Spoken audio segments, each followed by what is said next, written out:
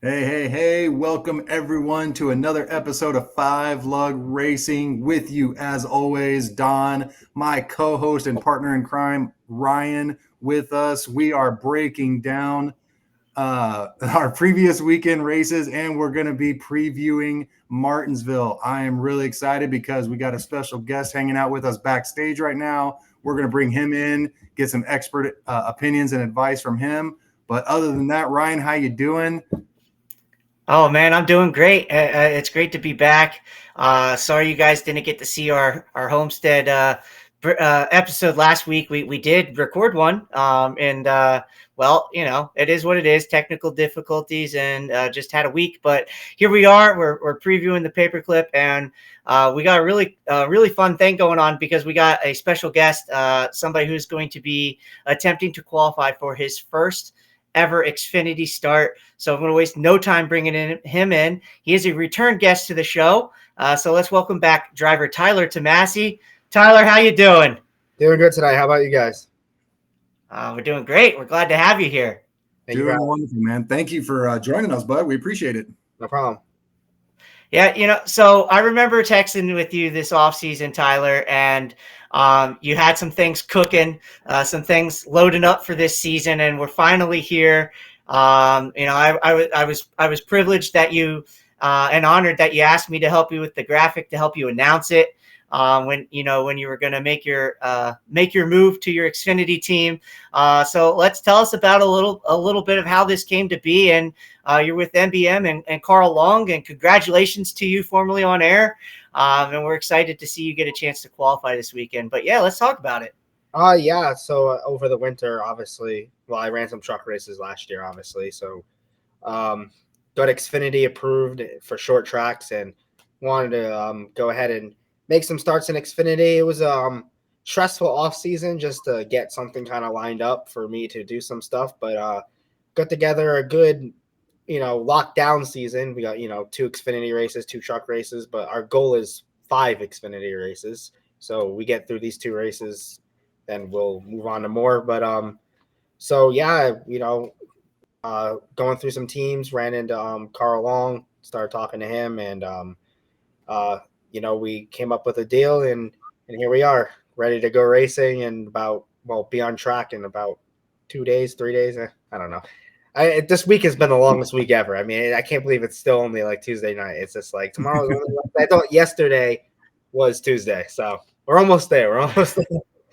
Talk to us a little bit about the nerves. You got any butterflies or anything going for your Xfinity first potential Xfinity start, or is this just another day in the office? Are you ready to hop in the car and get after it? Yeah, I mean, obviously, I don't think it really matters how confident you are in yourself. You're obviously going to be a little nervous. I mean, new track, new car, limited practice, not very much room for error at all, nothing to fall back on. So, I mean, if you're not nervous, then you obviously don't understand the situation. But um, Right. Great so I answer. mean, driving the car wise, no, but I mean the situation, yes. But I got good people. I got Carl. We've been working at it at the shop all week and stuff. So a lot of hard work in putting it. I got Timmy Hill as my spotter, who's driven there a bunch of times. So he'll help me out. And so yeah, I think that will be good. It's just making sure that we execute, make the most of our 25 minutes of practice and our 2 laps of qualifying that we get. So as long as everything goes smooth, we should be well. Yeah, so I want to kind of shine a light a little bit. Obviously, you're coming in on a deal that does not have a provisional attached to it. So you unfortunately are not a guaranteed entry into this weekend's race. So can we talk a little bit about that, Tyler, so you can shine a little bit of light for those watching at home that may not understand, how these deals really work and how hard it is to get into these races. Yeah, so on paper, you would think, okay, there's 40 cars, 38 race, 39th and 40th go home, right? That's what you would think on paper. But no, we have to be top 32 in qualifying no matter what. If we're 33rd or anything below, we go home. So let's just say, for example, we qualify seven. We beat 7 cars, Right. right? We beat 7 cars, and the guys behind us, let's just say there's like someone who qualifies 40th and 39th. and they're 2 seconds off the pace, let's just hypothetically, they'll still race and you won't. So that's how difficult it is. So you have to, be really good. And it's unfortunate that you can have guys that are way slower than you be in the race over you. But that's just how it is. So nothing we can really do about it. But we have to beat 8 to make it in. And so yeah, that's obviously our goal. Yeah, absolutely. And so much focused on the practice and qualifying that you will get.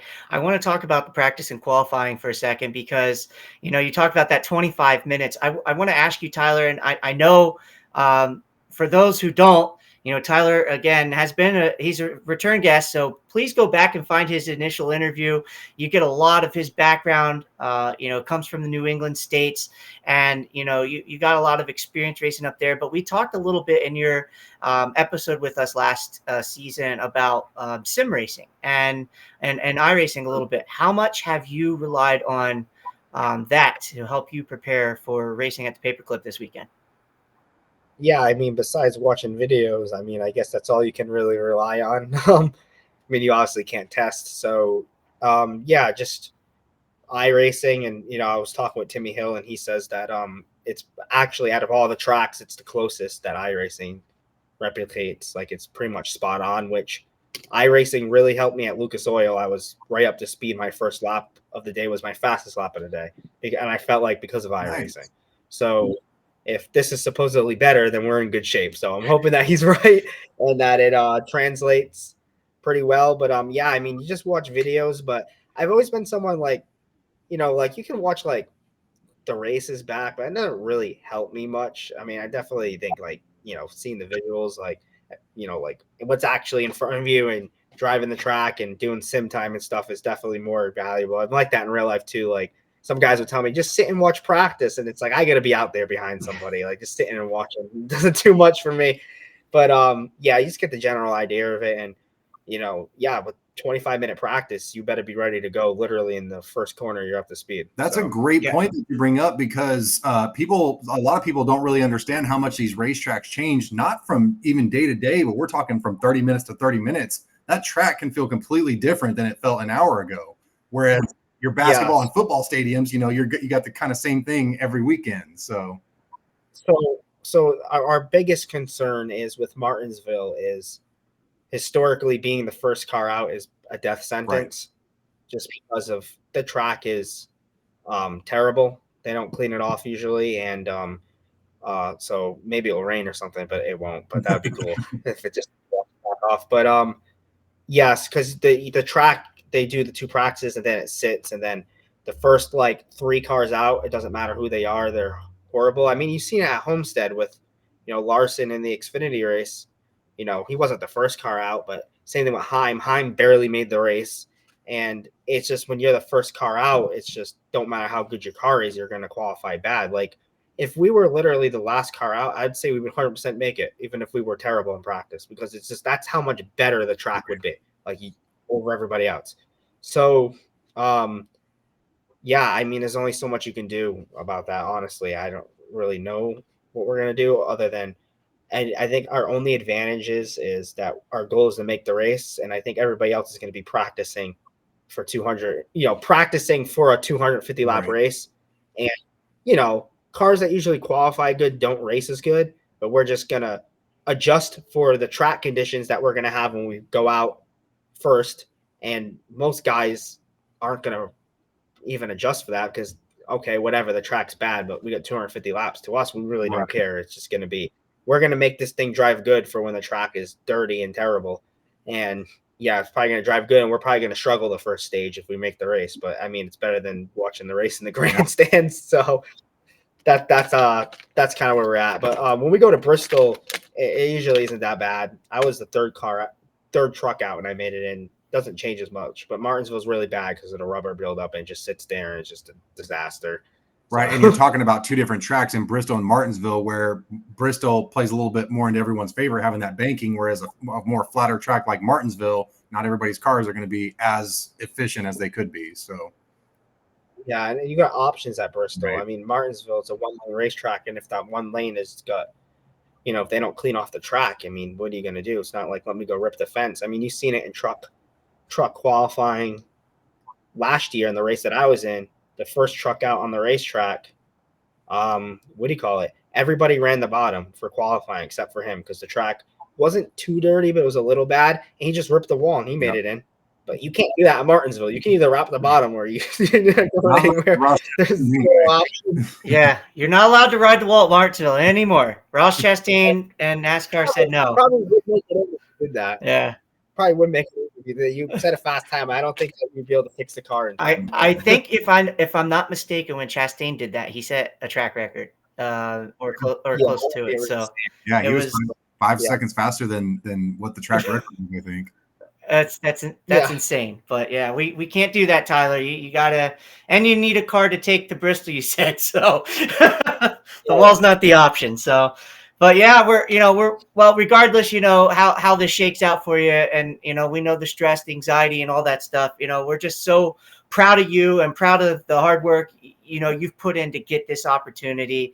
You're in a very small percentage of people who get a chance to qualify for a top tier NASCAR race and, the Xfinity Series. So hopefully you're fast like Xfinity and you can get it done on Friday. And, we'll be glued in and we hope everybody else is glued in too. And I expect the racing to be really, really fun. So, we make the show, right, Tyler? So, talk to us about what you would expect to see, and what it's like coming from the back in a race like this when, it is so hard to pass out of Martinsville. Yeah, I think, it's hard to pass, but it isn't. It's actually probably easier to pass there as an underfunded car because people are going to run into each other. So, I think in the race, you can go, I think we'll run like 28th on speed. And then I think that, if you just miss everything, you could finish anywhere from 25th to 15th. It's just chaos. It's just going to be your typical short track. I think there's a good chance that you stay on the lead lap the whole night because there's just going to be a bunch of yellows. And that's the thing that sucks, right? You beat 7 cars and you have the speed to, even if you qualify 33rd, you still have the speed to keep up with those guys. So, I just think this is going to be the best time to someone in the car that I'm in would be restarts when people are running into each other. And then, we need chaos, truthfully. But I think it will happen. And I think that as long as you're on the lead lap and we get like one of them green, white checkers or something, you can be surprised what can happen. It's basically like a wild card like Daytona, except you're not going to go up there and win the race. But you could definitely, it's going to be crazy. Yeah, I'm looking forward to the racing this weekend. I always love Martinsville. It's definitely a historic place, and it's one of those old school NASCAR tracks.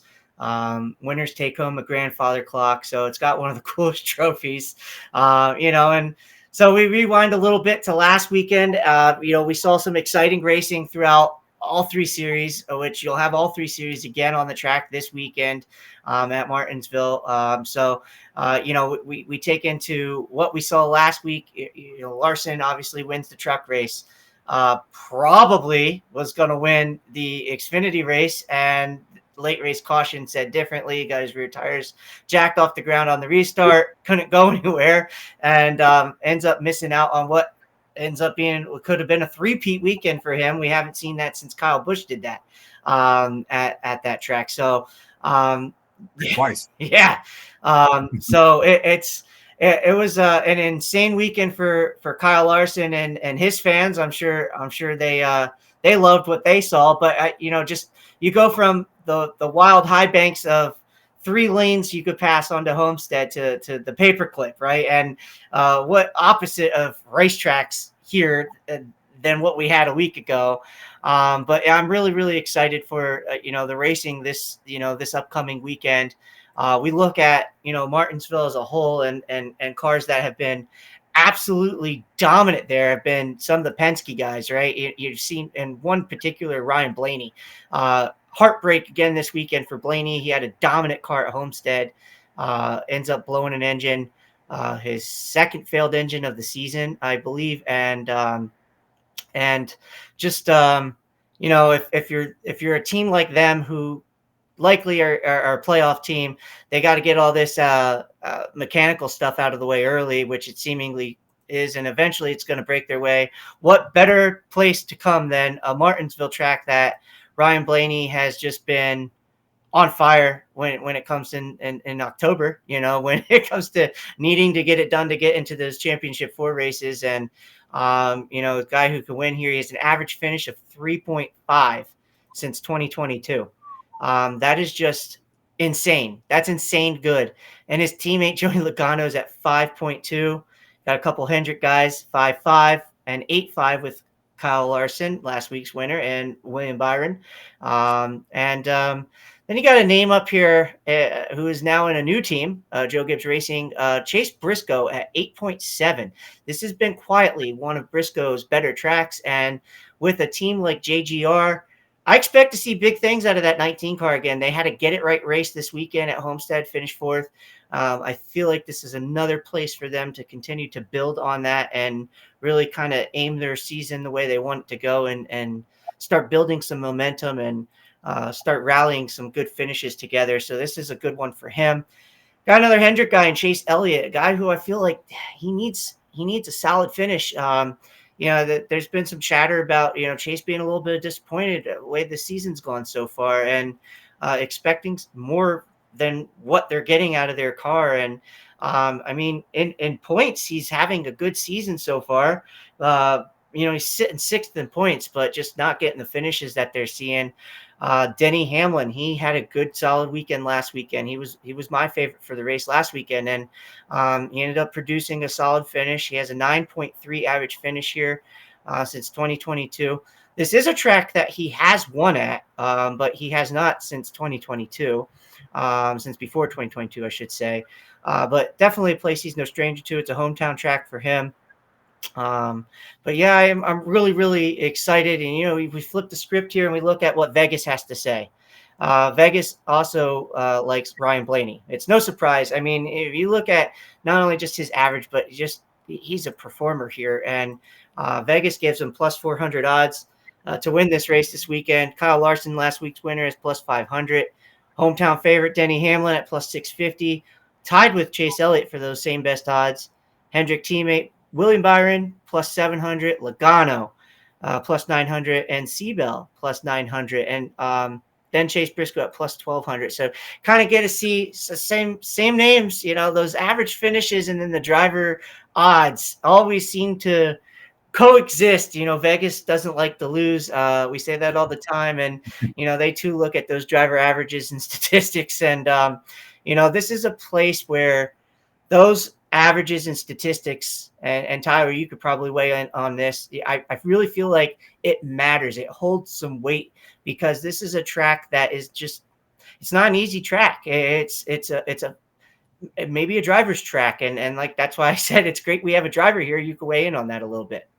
Yeah, I mean, all short tracks are driver tracks. Those mile and a halves, I mean, they take skill, but I mean, a lot of the places now you're not even lifting and stuff. So until like late in the run, I mean, Martinsville, it really shows who's good. That's, like who actually knows what they're doing, because I mean, short tracks are tough.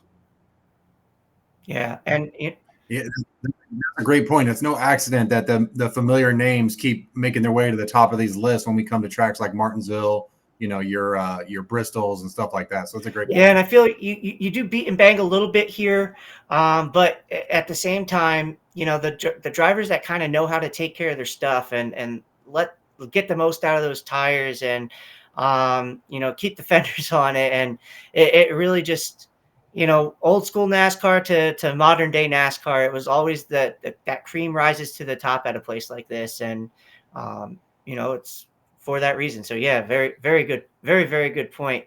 We get into these odds and we make our picks, and now we got a third expert analyst with us. And I'm just curious, Tyler, because we want to pick your brain a little bit, put you on the spotlight here as we get into our favorites and our dark horses for the weekend. Who are two names? Give us a dark horse and a favorite where you think. If you had to lay some money down, who you putting it on this weekend? Dark horse. I mean, probably Kyle Busch at this point, the way things are going. I mean, we know he knows how to drive, so as long as I think it's a good pick because if the car's good, he would run up front, but it's a good chance that the car's going to be good. So there's that. And then my favorite, I think Denny Hamlin. I think Denny Hamlin's way better than everybody else at these type of tracks, even though people don't think that, but he is. I mean, he's one of those short track guys. So I can't argue with either of those picks. And, JGR Kyle Busch was lights out here. And he was always in contention at a place like this. And, it's been rough at times with his RCR stint so far, but I have seen some progress this year. There's a different confidence about him. I feel like this year as well with Kyle Busch. And his first year, he certainly rattled off a couple wins in that 8 car, and things kind of cooled off, and of late, and then enter 2025, and I feel like you nailed it. If the car is good or capable, then he's absolutely going to be in contention because he absolutely can wheel it at this place.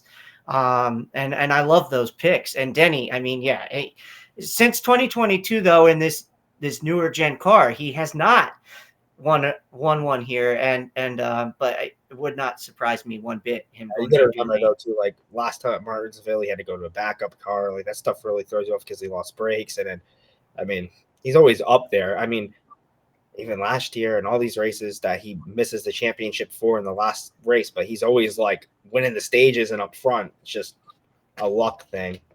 But spring race always seems like a bit easier. Like it always seems like the car that's fastest in the spring race actually wins versus like the fall race, where it's just like a crapshoot in the last like 10 laps. Yeah. And what's interesting about that is the spring race, we stay during the daytime all day long. So it that math kind of maths where the cars and the track changes so much in the fall race, going from a daytime start to a night. Yeah, they're in races too. I don't know what it is, even like me as a driver, but it's just like, I don't know if there's more grip or it's just like the energy is just higher, but it's just always like even when I used to run weekly late models, if we had a day race, it would go green to checkered. If it was a night race, it was just loony bin town out there. It's people dumping each other, driving through each other. It's like, if it's nighttime, everyone just loses their mind. Maybe could it be one of those things? I said maybe because it's nighttime and it's cool, so nobody gets tired or anything. Everyone's just like, it seems like day races are sluggish, like they're slow. Like when I ran Milwaukee, it just felt very like slow, sluggish. Like everyone just kind of mind their own business. So that's it. Could it be one of those things where people's cars are better in the evenings, so when it gets to evening time, everybody's got this like full head of confidence and they think they can put their car wherever they want? Daytime, there's a lot more spread out because handling is a lot more because of the sun. I think that all these race cars are good race cars, right? So when the sun goes down, everybody's car drives good. And I think it's like that in late models, everything. It's like everybody's cars drive good and that it bunches everyone together. Versus day, it's hot, it's slick. Like, once again, Milwaukee, I mean, there was nobody near anybody in that Milwaukee race I ran. It was like racing yourself, basically. Yeah, an interesting thing you brought up, too, about the spring race versus the fall race. You also have to factor in the fall. It's the playoff race, and it's an elimination race. It is the race to get into the Final Four. And, the wicks got to be tied, dialed up. And the intensity level in that fall race is just through the roof for everybody, even the non-playoff drivers, because they don't want to play into messing up those playoff drivers' races. And that is a really interesting take. And then you also factor in the day-night switchover. And I always know one of my favorite races the entire season is the Coca-Cola 600. I love everything to do with Memorial Day weekend racing, and you got your Indy 500, Coke 600, but the 600, you always listen to in on the radio, and the crew chief trying to be the calm, collected one, like, listen, let's get through these first couple hundred laps.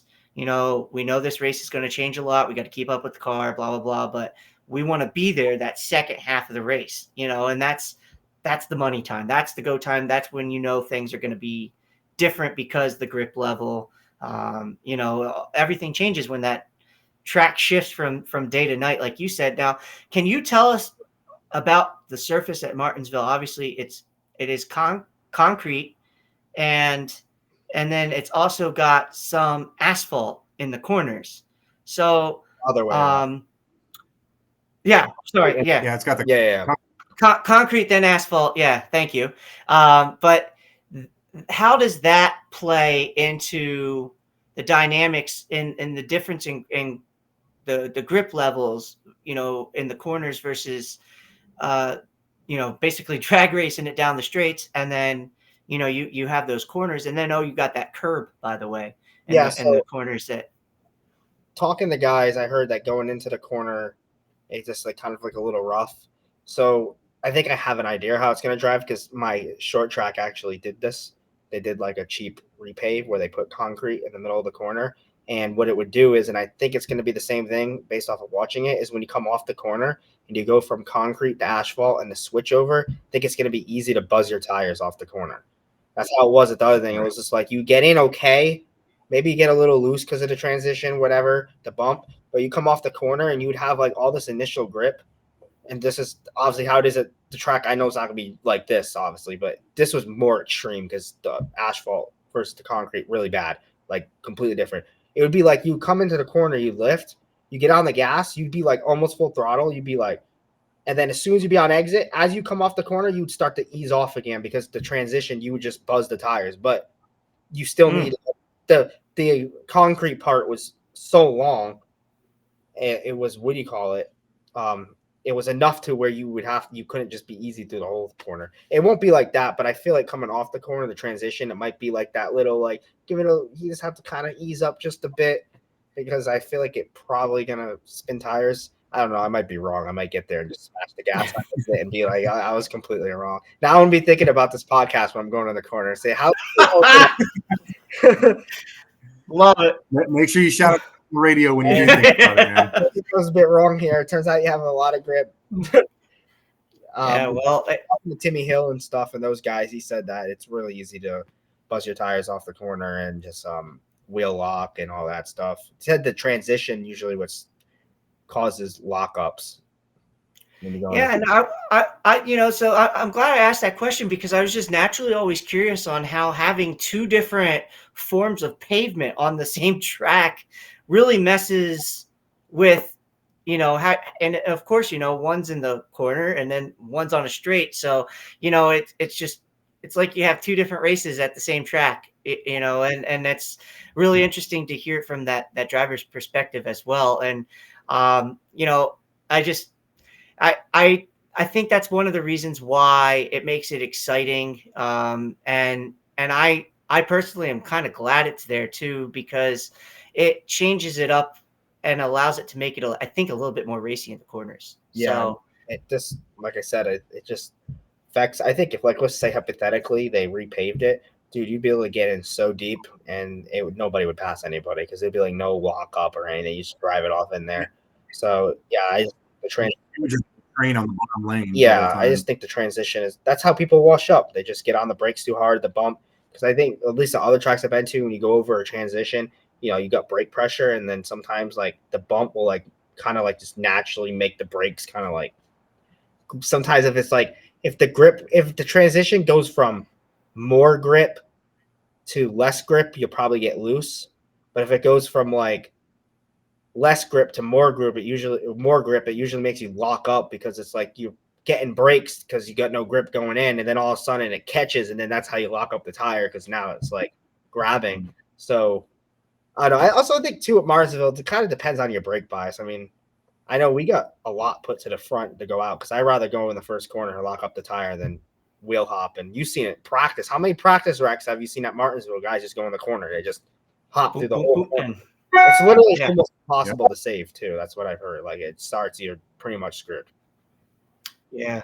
Now, have you turned any laps at Martinsville in any lower No. series? But I mean, I've raced that flat, short tracks with the same type of thing, but never really something this heavy. Well, I raced the late model stock at Florence.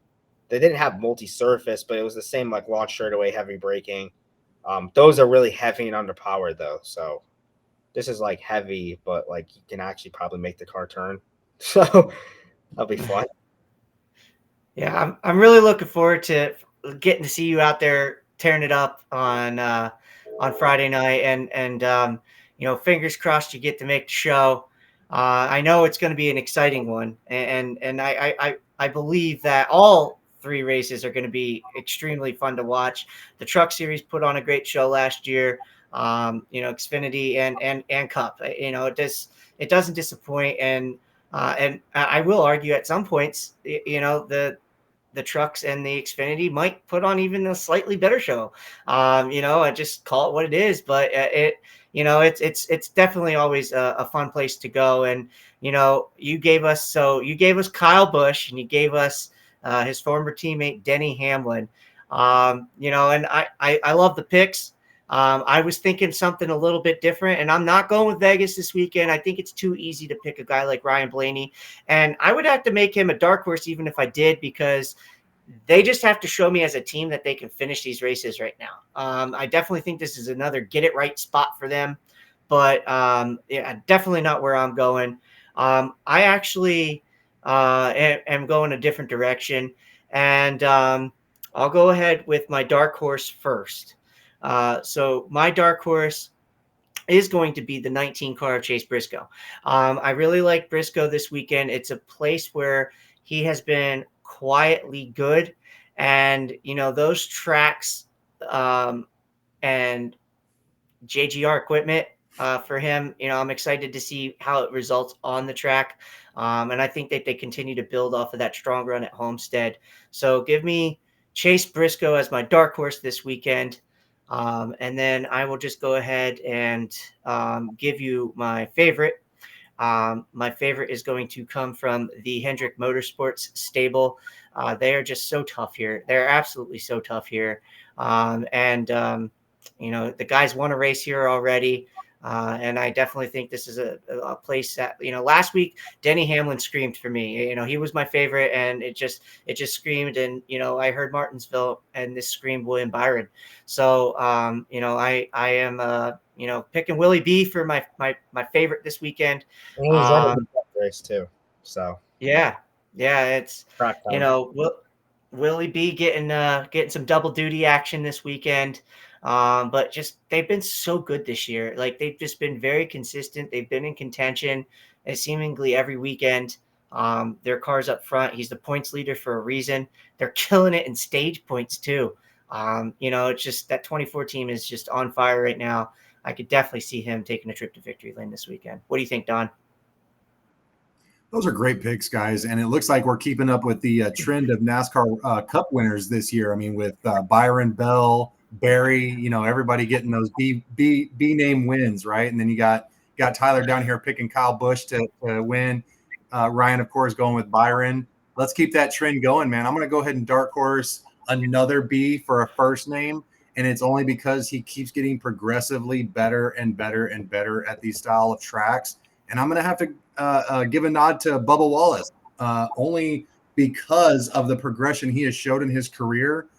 Never used to be good at short tracks, but slowly but surely he's averaging 11th, I think, over the last few races here, and really showing a lot of promise as far as becoming successful at these short tracks. So go ahead and give me Bubba as my dark horse. Let's keep the trend going. Another B name, right? He's won here before also. I believe 2021 was the last time he drove his 48 Chevrolet Camaro to victory lane, and that's going to be Alex Bowman. I think that Hendrick is primed up to get all four of their drivers into the playoffs this year, much like every single year. They never miss.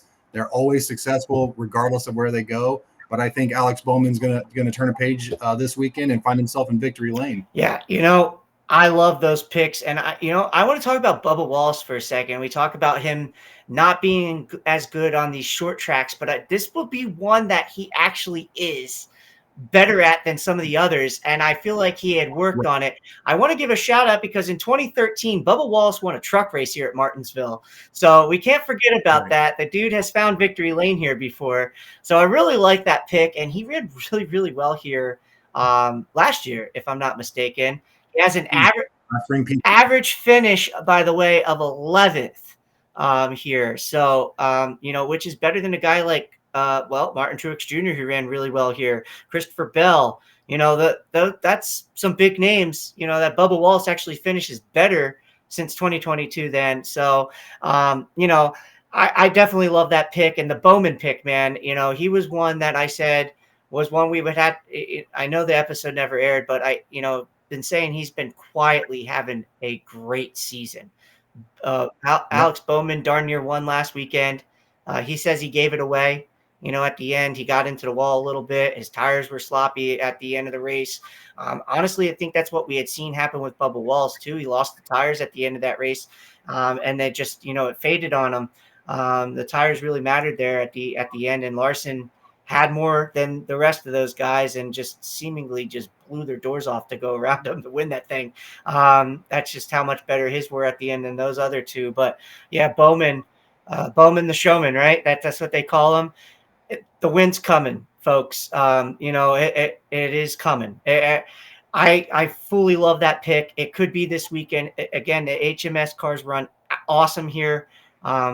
They got a 1 in 4 shot of one of those cars, going and potentially winning. They had a really strong spring last year in those maroon anniversary cars, if I'm not mistaken, as well. But yeah, They had the Ruby four, all the way across the board. The 48 camp is going to win soon enough this year. It's coming. They've just been so consistent. Speaking of consistent, we're going to call it what it is. Out of the top 6 in points, all 4 of them are there. Byron, Yep. Larson are 1, 2. Bowman is 3rd, and Chase Elliott is 6th. Yep. That's insane. That is dominant stuff right now at a Hendrick Motorsports.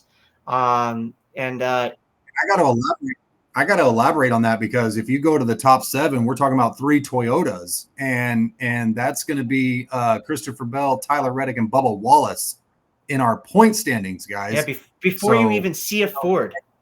That is wild. Right. And Tyler, shout out to you. Right. You're running a Ford this weekend, and there's not many of them in Xfinity. So right.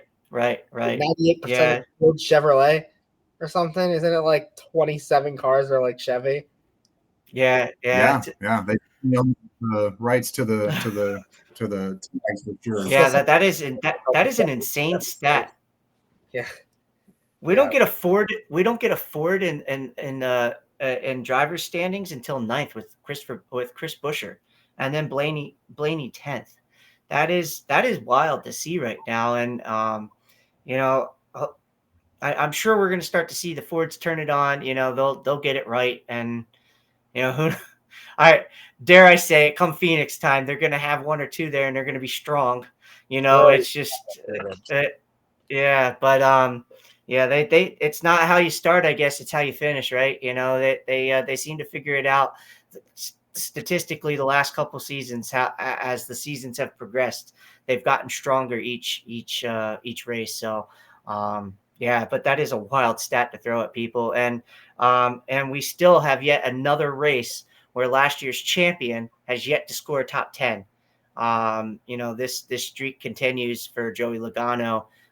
This is another get it right track for him, though. That I'm going to go out on a whim and say that ends this weekend. I think Logano gets a top 10 this weekend. So again, not picking him to win, but I am saying that streak is over at Martinsville. He gets a top 10 this weekend. I would absolutely have to agree with the Logano getting a top 10. I want to piggyback on that because we saw a stat earlier today posted by NASCAR.com, and the 3 top leading drivers in laps led in 2025, that's going to be the 22 of Joey Logano, the 2 of Austin Cindric, and the 12 of Ryan Blaney. That is absolutely incredible to have the most laps led, all 3 by the same team, and none of them have a win yet. That's pretty crazy. So it's definitely coming. I think Joey Logano turns it around. I think Ryan Blaney's bad luck runs out. And, of course, Austin Cindric's a talented kid. He's going to find his way to the front of the pack at the end of these races also. Yeah, I would tend to agree. I'm so looking forward to another weekend of racing. Martinsville was wild last year because of it being a cut race and the whole drama at the end of who's going to get it with Willie B and Seabell thing, and I want to see a race where the drama is more so on the track and not in the hands of NASCAR and good old fashioned short track racing. That's what I want to see for all 3 series this weekend.